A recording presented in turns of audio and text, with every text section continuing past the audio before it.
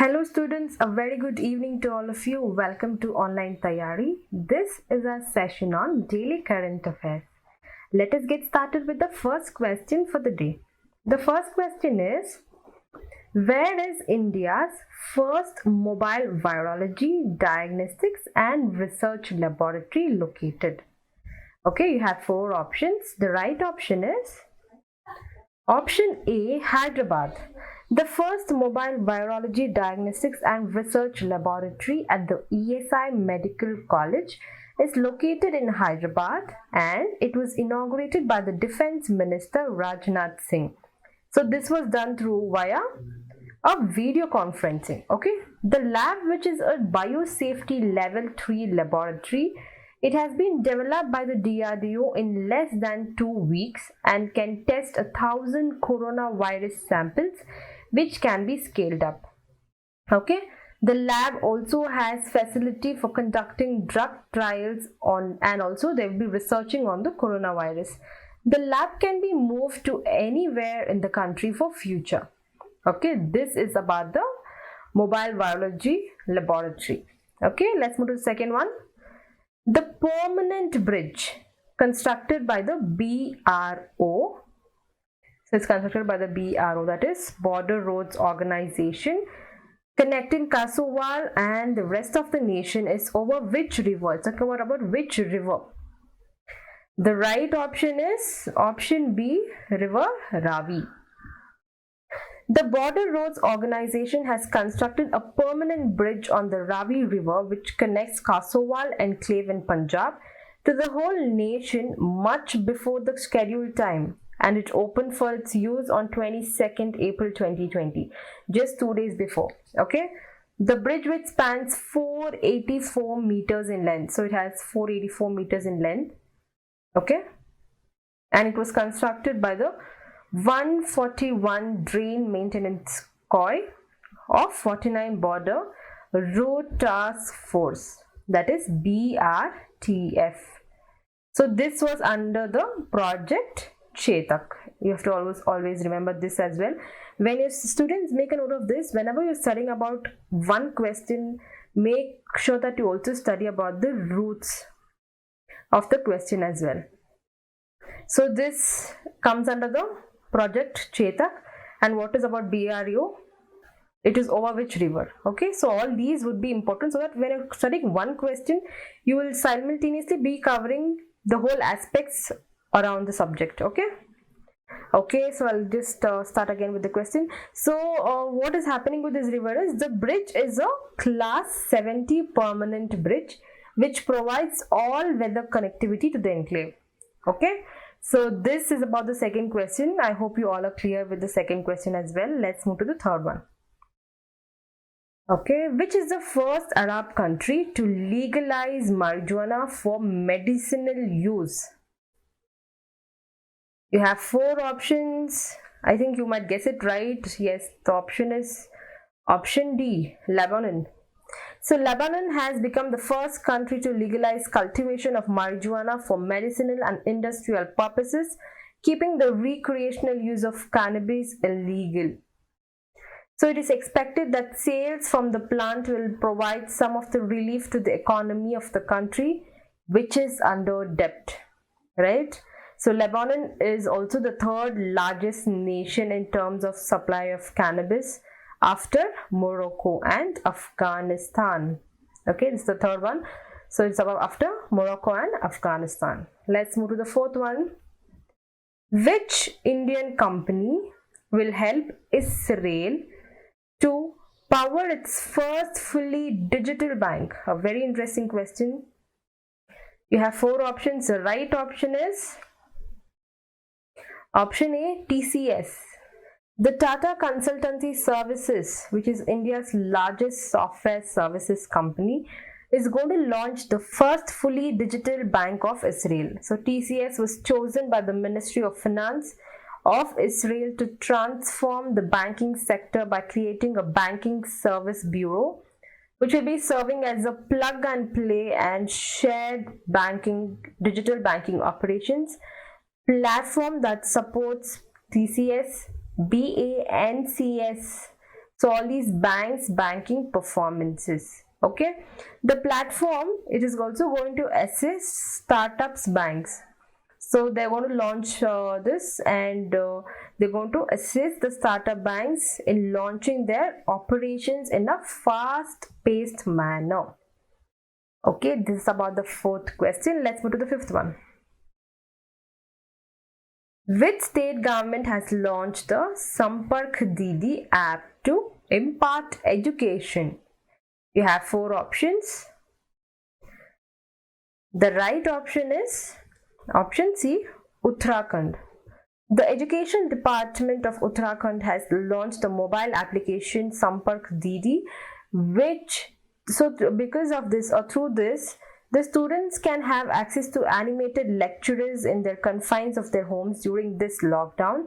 And the app also has a platform called Sampark Baitak, so which will contain course materials based on the syllabus of the State Department in the form of a PDF. So what's the full form of PDF? Portable document format. Okay. So the objective of the initiative is to make education interactive and exciting. See what all they are providing during this lockdown. Okay, let's move to the sixth one. Who has been appointed as the new president of the International Motorcycle Manufacturers Association? You have four options. The right option is option C, Rakesh Sharma. The International Motorcycle Manufacturers Association, that is IIMA, has appointed Rakesh Sharma as its president for 2 years.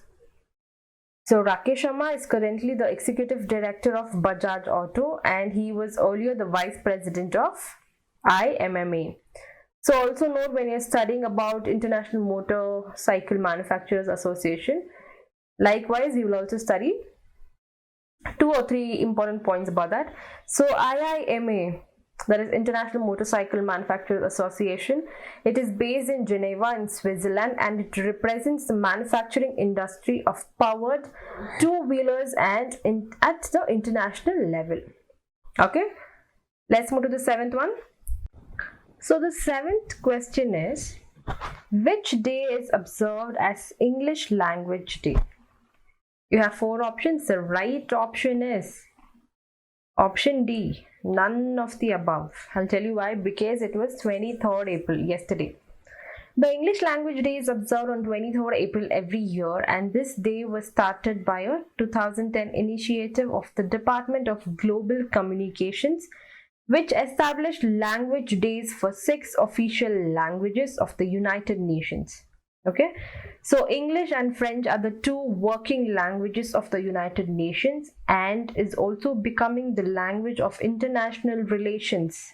Okay, the objective of celebrating the UN's language days is to celebrate cultural diversity and multilingualism and encourage use of 6 official languages equally across the organization.